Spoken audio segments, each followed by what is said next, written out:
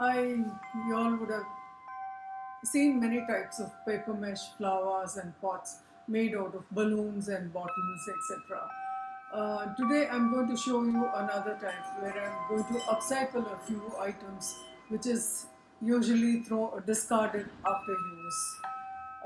These are the bowls and these are the bottles I'm going to use to make a pretty flower vase today. I hope you also find it pretty at the end of it. So, and other than this, I will be using these papers, which are old bills, letters, and documents which I don't need anymore. I can use newspaper also, but I want to use up this paper instead of just throwing it outside in the bin, which will only litter up the place. This, I thought, is a better way of using it. To start with, I have mixed some white glue and water in a container in equal quantities. And other than this, I have kept a bowl of plain water also. What I'm going to do is, I'm going to tear up these papers into smaller bits. Just tear it with hand, you don't have to be neat in cutting them. Shouldn't be too small, shouldn't be too big. Just separate them before you dip it in water so that they don't get stuck when you put it in water.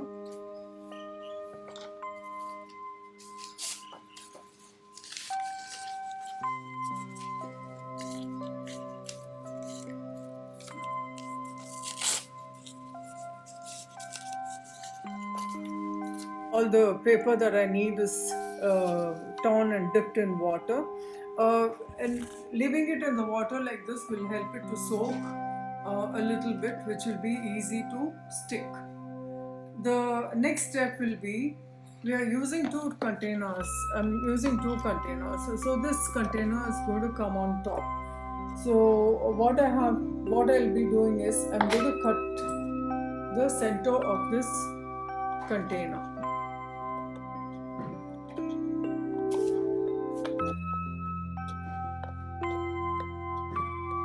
Cut it as neatly as possible so that you don't have to trim it in the end. First, I'll be fixing these two together and then start sticking the paper on it. For that, I will be using a tape like this. First, I'll cut them in small bits and stick it to the edge of the table so it becomes easy to paste them. You can use any tape, cello tape, just paper dipped in glue. Even insulation tape is fine. You just have to remove it and fix it in the center and then press both sides. Again, fix it in the center and then press both sides. So this is assembled and ready. So I'm going to pick up the paper one by one, dip it in the solution and start sticking.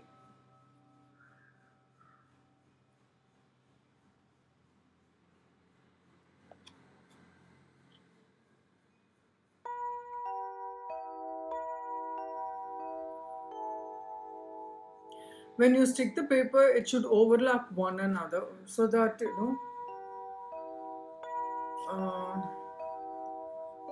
when it dries, it stays strong.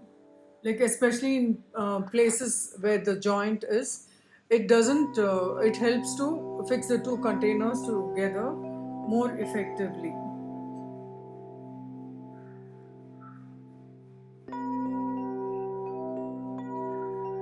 It's okay if the paper shifts a little bit. On drying, it will become firm.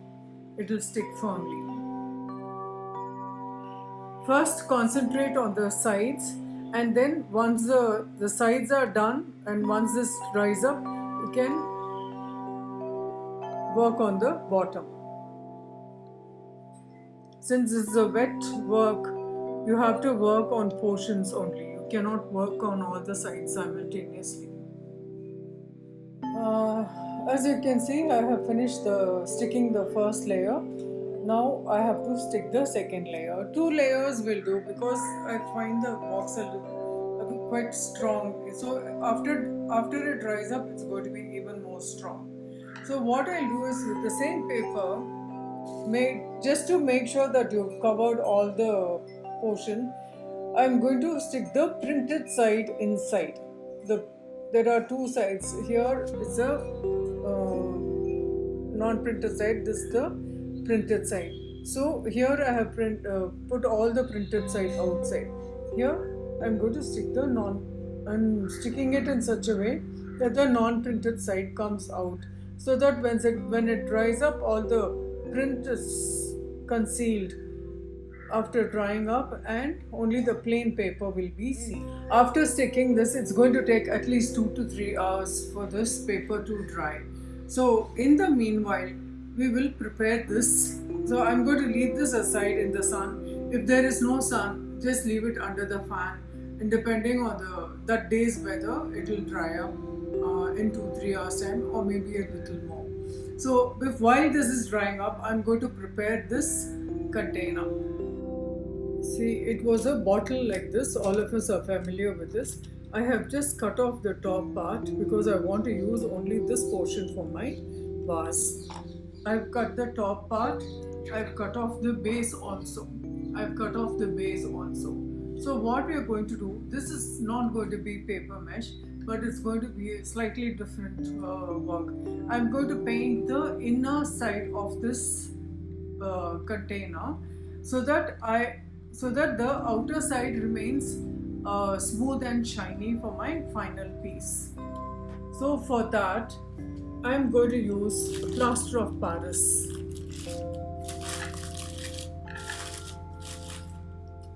It's available in any of the hardware stores. Take it in a container.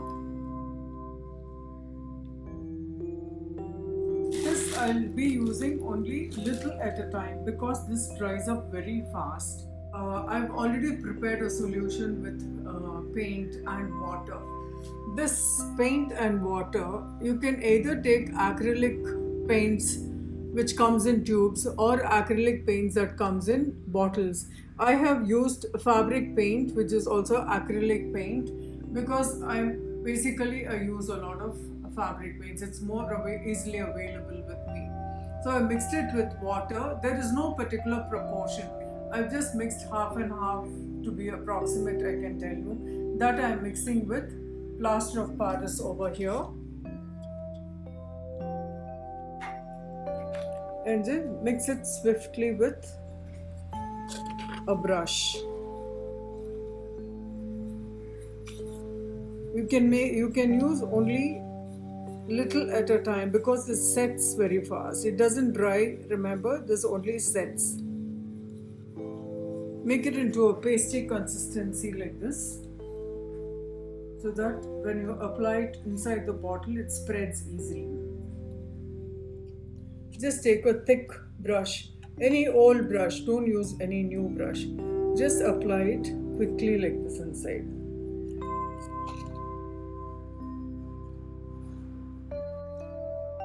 First work from one side, since the bottle is a long one. First work from one side and then you can turn the bottle and work from the other end. Turn the bottle around and work from the other side. So at the end of it, you don't have to paint on top of this container since you've already colored it from inside. This is only for effect. It doesn't serve any other purpose. This is only for effect. I wanted the top part of the bottle, my vase, to be smooth. That's why I'm painting it from inside, and that is the reason why I chose a transparent container. If you don't want it like this, if you want to use the top, or if you want to do paper mesh on the top also, you can do the paper mesh work on top of the bottle. Now I have completed painting the inside of the bottle. Once you finish painting it, you wait for some time, at least for about 15 minutes, for the paint to set, and then give it a second coating. Second coating is in case there is any gap which you can't see now. this kind of a gap or mistake is always noticed only at the end of the work. Just to be on the safer side, you wait for some time, wait for it to set, and then give it a second coating. In the meanwhile, keep stirring this remaining paint because it's plaster of Paris and it sets very fast. Once it starts setting, you can never reuse it again. Now this paper mesh has dried up completely. So I'm just going to give it a light coating of white primer. This primer is also available in the shop. Just give it one coating. This is just to make sure that the paper does not peel off. You don't have to be very neat about the finish because I'm not going to give it a smooth surface.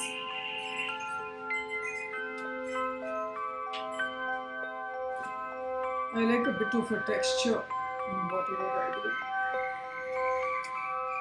It's more interesting.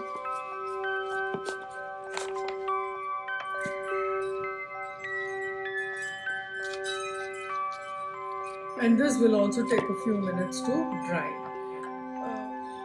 While the container is drying, I'll show you what I'm going to do next.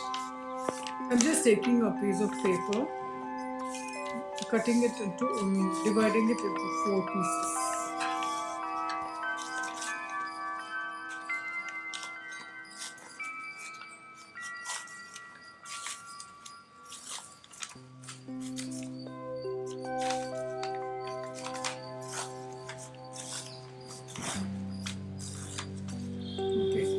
Just fan fold it, give it a rough fan fold. I don't want, I'm just giving it a rough fan fold because I don't want it to look very neat. I like that rugged look about it. And just dampen it in dilute Fevicol water. Just dip it for a minute, it will get damp. Don't soak it for too long a time. I'm going to, if there's a little excess water, you can just squeeze it out, and then the same crushed effect in this ridge. Stick it roughly, not too neatly.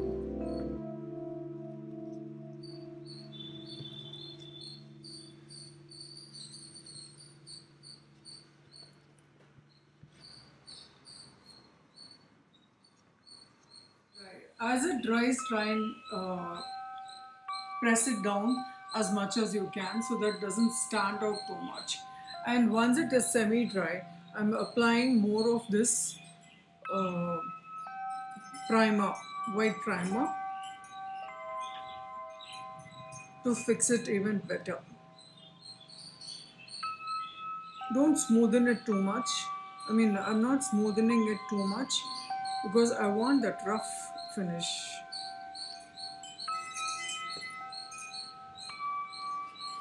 I've stuck the paper completely all around the vase, and once this is done, while it is drying, just keep pressing down the paper so that it doesn't stick out too much. And I don't want a very smooth finish. That's why I've given it this roughness. And the same thing I'm going to do over here also. Over here also. So this joint also looks a little rough like this. Apply a little primer or glue for the plastic bottle to stick.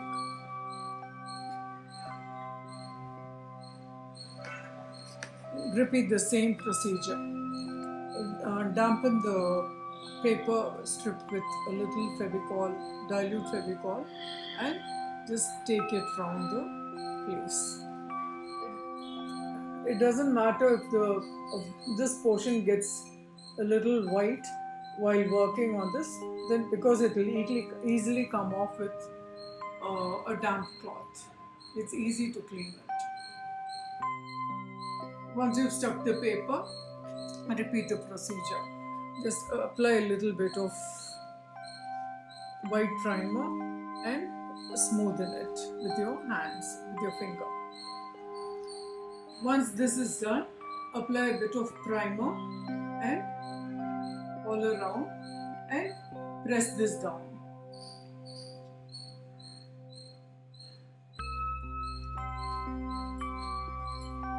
As it dries up, we have to keep pressing it down so that it doesn't lift up. The paper does not lift up. That part is very important. You have to keep working on the paper while it's drying, because once it dries up completely, you can never push it down because of all the white cement and this primer. Primer also is very hard once it dries up. Now that this paper is also dry, at least almost it's dry, I can't wait to see my finished work. Rather, I can't wait to finish this pot. So I'm just taking it even before it's fully dry. It's okay. I mean, no damage will be done if I work on this. So that same brown color I'm taking, acrylic brown, I diluted it with water and a little bit of Fevicol. I always take a little Fevicol when I have to, with the paints, when I have to paint pots like this. Somehow I feel it doesn't peel off so easily with by adding Fevicol to it, Fevicol to the paint. So I'm going to start painting this just roughly. You don't have to be too neat.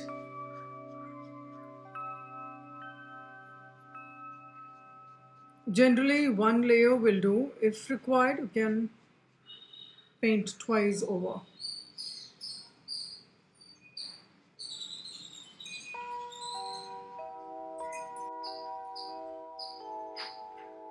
Painting of the pot is almost done. Again, I'll have to keep it in the sun for it to dry. While painting, these folds of the paper tends to come up. Please, we'll have to just press it down. You have to be a little alert so that all the parts, all the papers are pressed down. Now that the brown is dried on these papers, I'm going to paint it black. I'm using normal acrylic colors for the black. I'm not going to cover it fully. I'm just going to make rough lines. Just for effect, that's all, no other reason.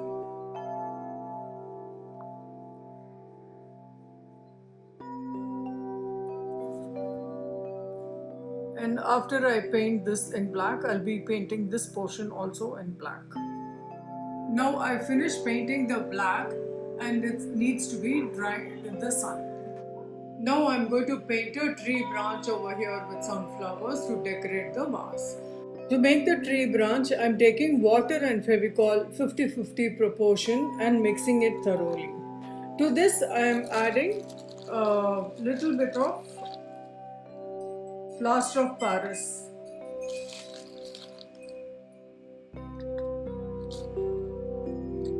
Mix it thoroughly again.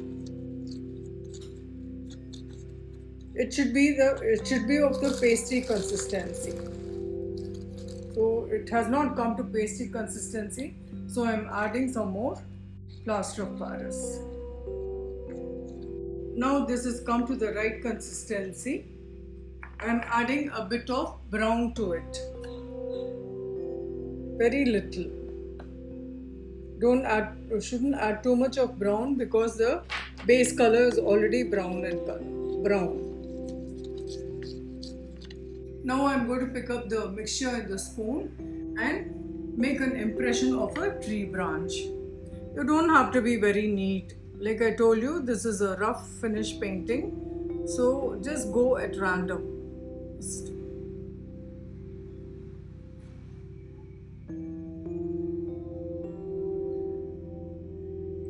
When you keep the plaster of Paris like this, it should not flow in all directions. In case it does flow, add a wee bit of plaster of Paris. Work with the side of the spoon. It will give you that perfect size.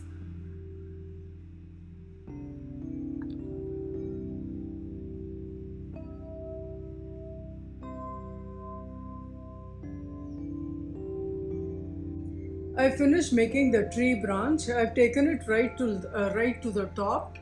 Now that I finished making the branch, I'm going to give it a touch of paint.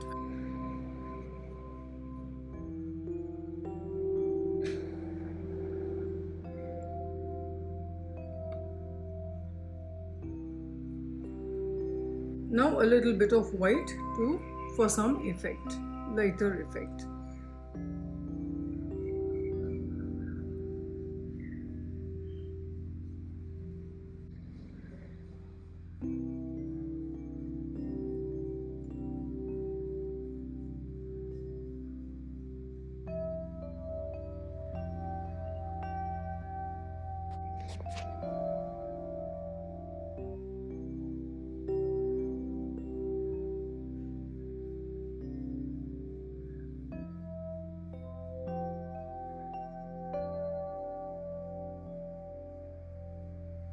The shading of the tree branch is over. Next we'll go on to the flowers. Take a bit of crimson in the saucer. Since you are going to mix the two colors, it's better to take the colors in the saucer. I'm not mixing it thoroughly, just enough to give it a tinge. Then you can start painting the flowers at random. First paint all the pink flowers. Over that we can paint the white flowers so that you can make out it so that it appears that the flowers are behind and in the front. The flower should have a minimum of 7 to 9 petals.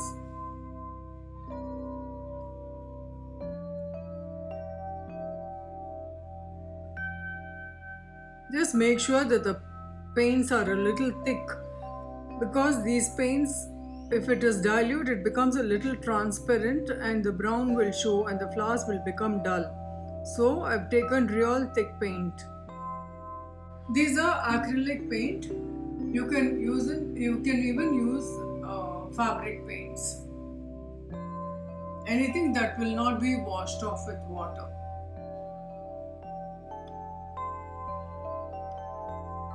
Now I painted the pink flowers. I'm going to paint just plain white flowers now, overlapping the pink flowers.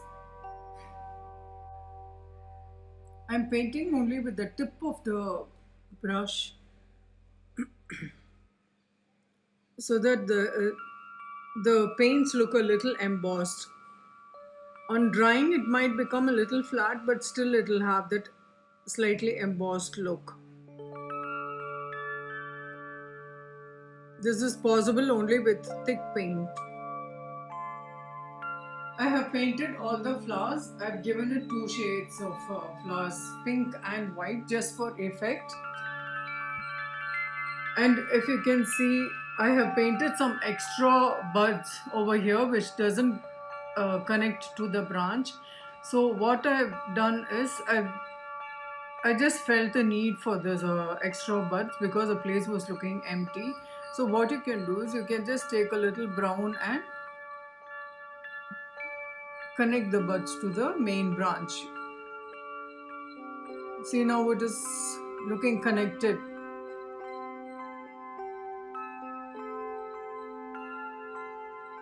This is the easiest part in freehand. You don't have to be too neat. You can just paint at random. There are no rules to follow.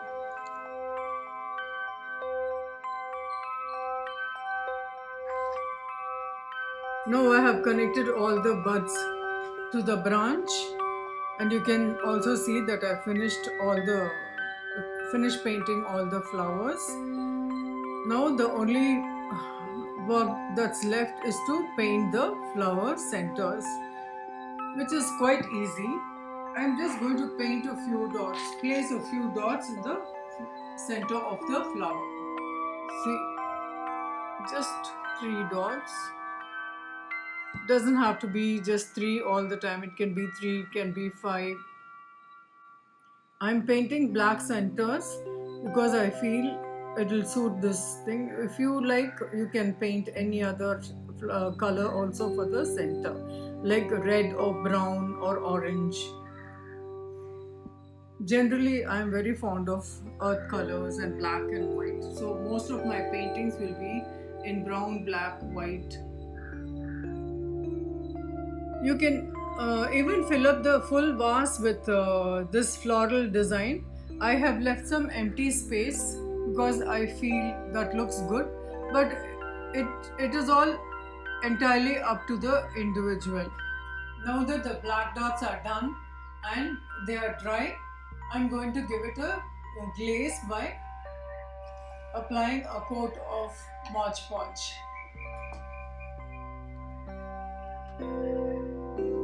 While applying Mod Podge, because the surface is very rough, there'll be a lot of bubbles. Not to worry about it. You can just break them off as it dries up, or rather, it'll break off by itself. It'll burst by itself as they dry.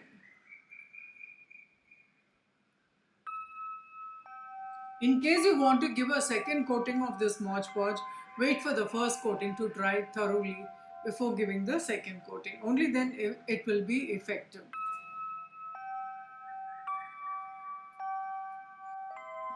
Now that the glaze has been applied, the work is over.